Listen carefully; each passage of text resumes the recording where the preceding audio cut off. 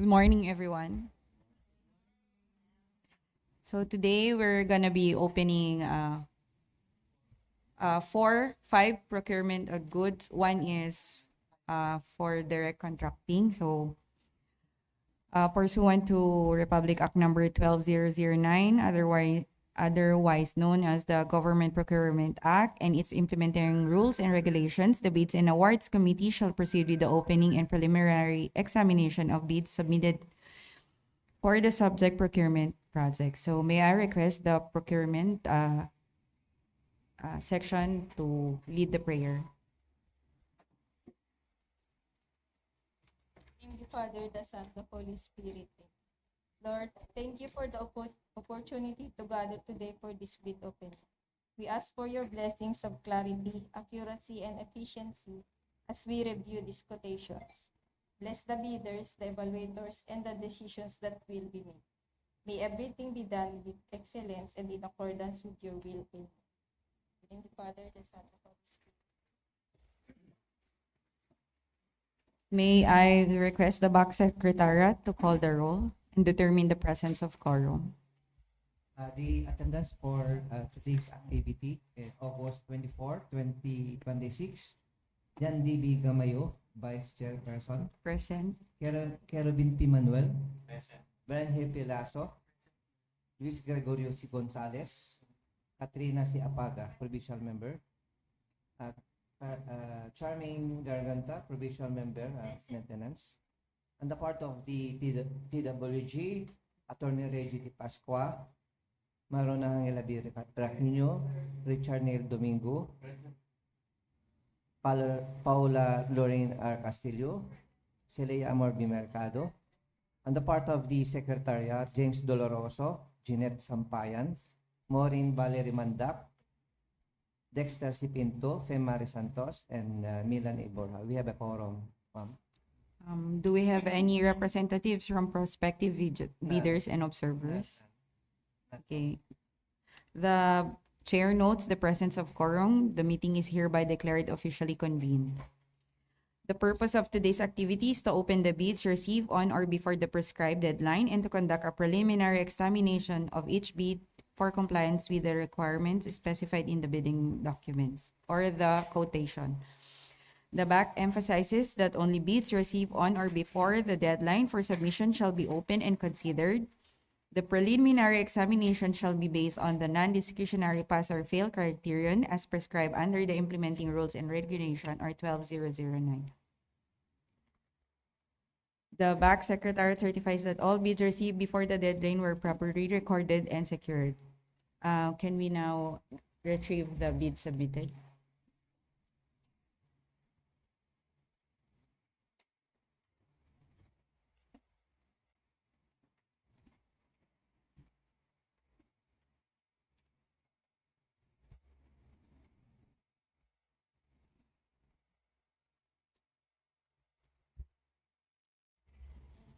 So for today's bidding activity, we have four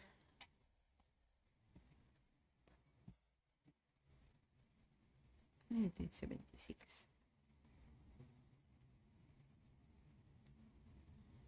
6.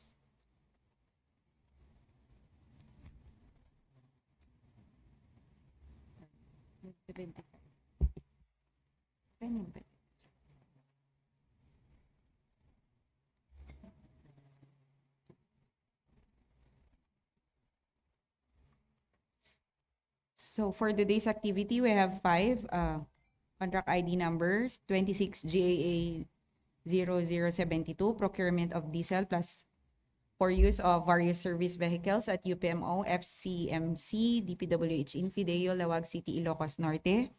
And we have 26 GAA 0073, procurement of office supplies for use at UPMO, FCMC, DPWH, INFDO, Lawag City, Ilocos Norte. 26 GAA 0074, procurement of janitorial supplies for use of UPMO, FCMC, DPWH, Infideo, Lawag City, Ilocos Norte, and 26 GAA 0075, calibration of survey equipment at planning and design section, DPWH Infideo, Lawag City, Ilocos Norte, and 26 JAA 0076, emergency procurement of warning lights for use along national roads, KOs 562 plus 700 Subic, Pagudpud, Ilocos Norte. For CIN 26 JAA 0072,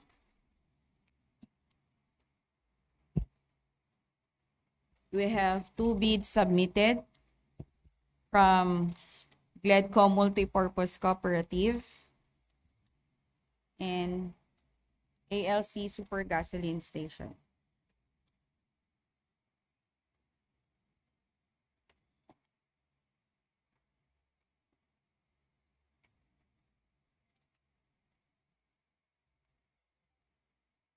For 26 JA 0073, we have 2 bidders. Bid submitted from ECD Enterprises and Joshua Caleb Marketing Corporation.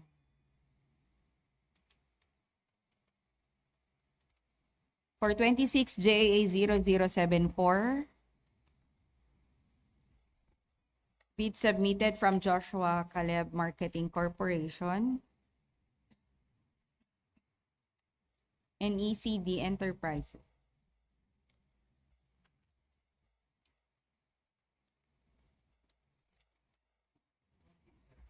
For 26 JA 0075, we have Survey Tech Corporation.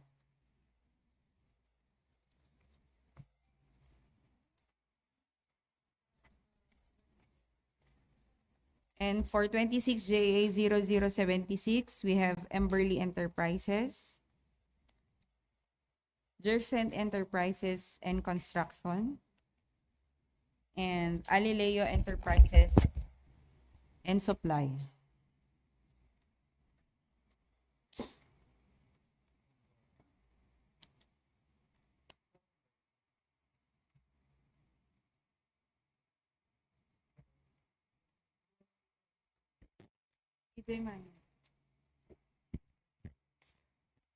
So may we now proceed with the opening for 26 GAA 0072.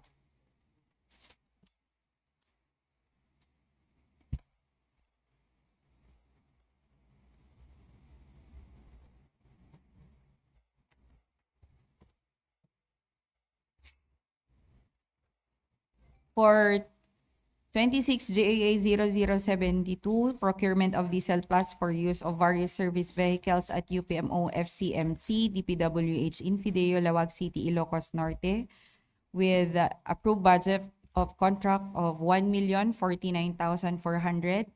For our first bidder, we have Gledco Multipurpose Corporation, Cooperative. We have the request for quotation, signed, mayor's permit, signed, valid until December 31, 2026. PhilJEP's registration, signed, valid until December 22, 2026. Tax clearance, signed, valid until April 7, 2027.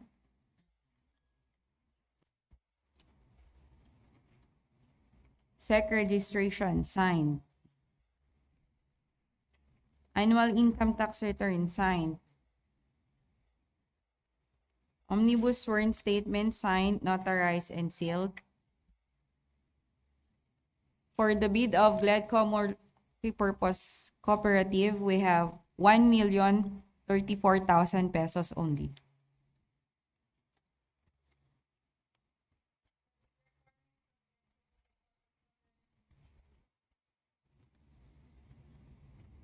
For our next bidder, we have ALC Super Gasoline Service Station.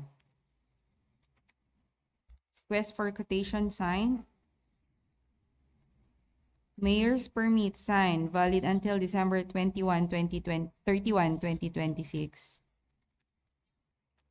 PhilJEP's registration, signed, valid until December 3, 2026. Tax clearance, signed, valid until November 12, 2026. DTI registration, signed, valid until October 1, 2026. Annual income tax return, signed. Omnibus sworn statement, signed, notarized, and sealed. For the bid of ALC Super Gasoline Service Station, we have 1,045,000 pesos only. For CIN 26J0072, we have Gledco Multipurpose Cooperative as the lowest bidder with a variance of 1.47. For the next CIN number, may we have 26JA0073, please? Can you open the bid, please?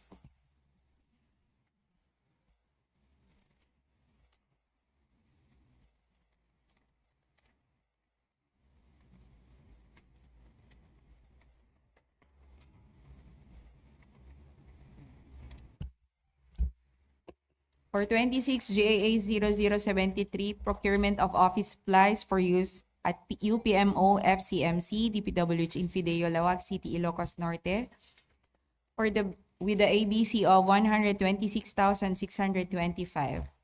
For the bid of ECD Enterprises, we have the request for quotation signed,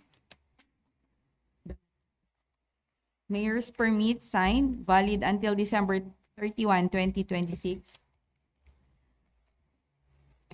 PhilJEP's registration signed, valid until March 7, 2027. Tax clearance signed, valid until February 25, 2027. DTI certificate signed, valid until June 8, 2028. Annual income tax return signed. Certificate of registration signed. Omnibus sworn statement signed, notarized, and sealed.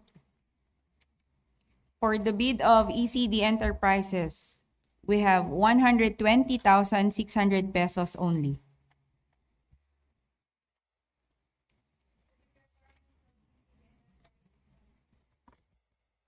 For our next bidder, we have Joshua and Caleb Marketing Corporation. Request for quotation signed. PhilJEP's registration signed, valid until October 19, 2026. Mayor's permit signed, valid until December 31, 2026. Tax clearance signed, valid until December 23, 2026. SEC certificate signed. Certificate of registration signed.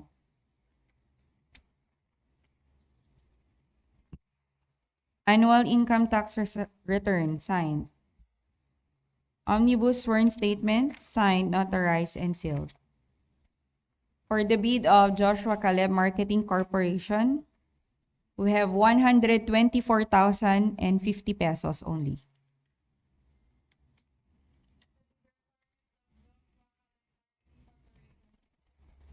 For 26JA0073, we have the lowest bidder to be ECD Enterprises with the variance of 4.76%. Shall we now proceed to the next CIN number, please?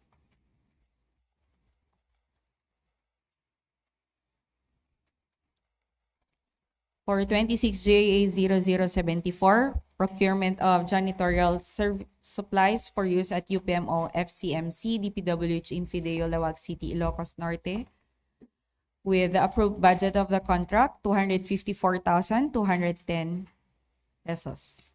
For the bid of Joshua Caleb Marketing Corporation, we have request for quotation signed. Mayor's permit signed, valid until December 31, 2026. PhilJEP's registration signed, valid until October 19, 2026. Tax clearance certificate signed, valid until September 23, 2026. SEC registration signed. Certificate of registration signed. Annual income tax return signed. Omnibus sworn statement signed, notarized, and sealed. For the bid of Joshua Caleb Marketing Corporation, we have 241,950 pesos only.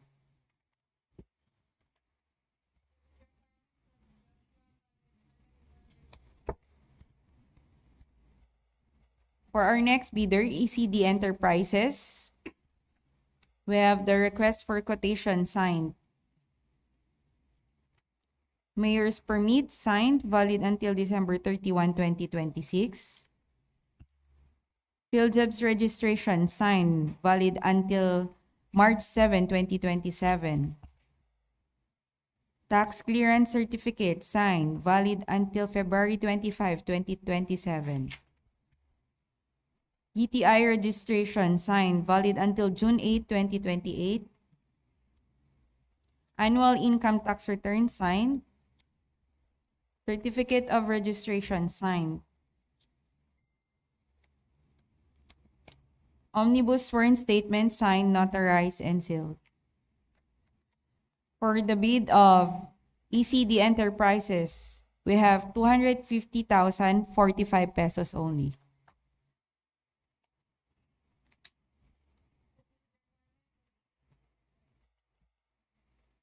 For 26 JA 0074, we have the lowest bidder to be Joshua Caleb Marketing Corporation with the bid variance of 4.82%.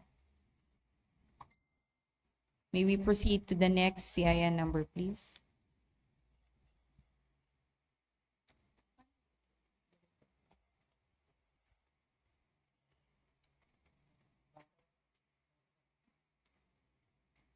For 26 JA 0075, calibration of survey equipment at Planning and Design Section, DPWH Infideo, Lawag City, Ilocos Norte, we have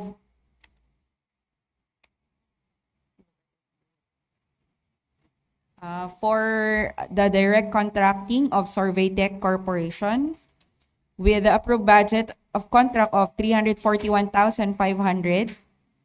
So the amount for Survey Tech Corporation is 329,000 pesos only.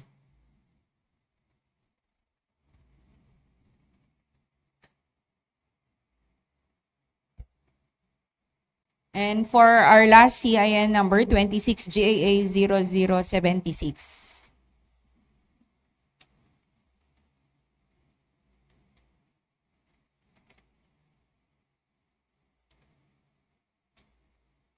For 26 GAA 0076, we have the approved budget of contract of 284,725. So we have Emberly Enterprises. These are the documents for Emberly Enterprises. We have the PhilJEP's registration signed, valid until September 7, 2026. DTI registration signed, valid until February 22, 2027. Mayor's permit signed, valid until December 31, 2026. Tax clearance certificate signed, valid until May 6, 2027. Annual income tax return signed.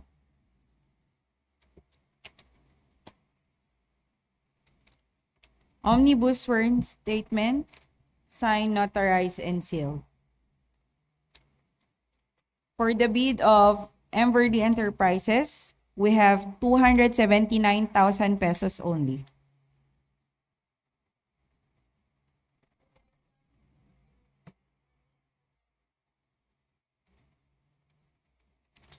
For our next bidder, we have Jercent Enterprises and Construction.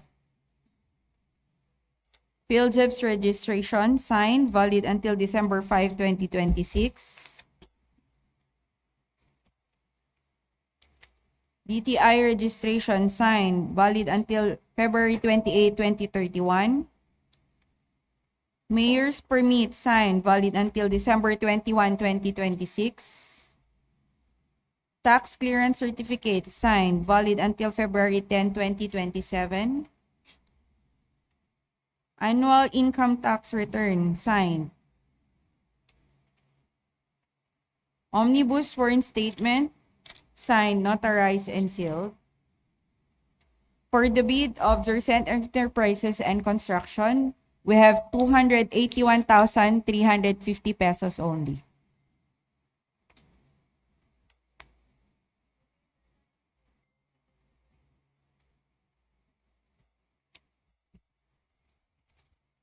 For our last bidder, we have Alileo Enterprises and Supply. We have the PhilJEP's registration signed, valid until May 28, 2027.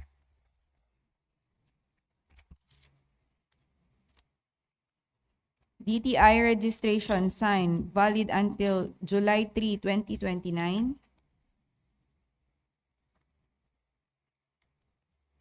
Mayor's permit signed, valid until December 31, 2026.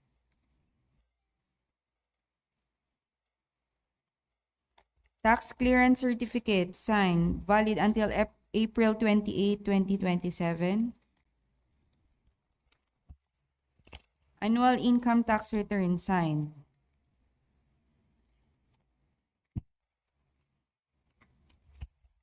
Omnibus sworn statement signed, notarized, and sealed. For the bid of Alileo Enterprises and Supply, we have 283,475 pesos only.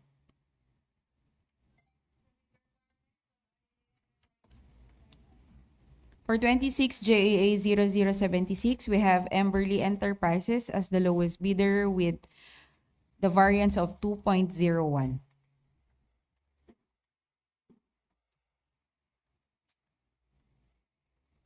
Based on the preliminary examination conducted using the prescribed pass or fail criterion, the following bids will be subject for cost qualification and verification by the BAC with the assistance of the Technical Working Group and the BAC Secretariat.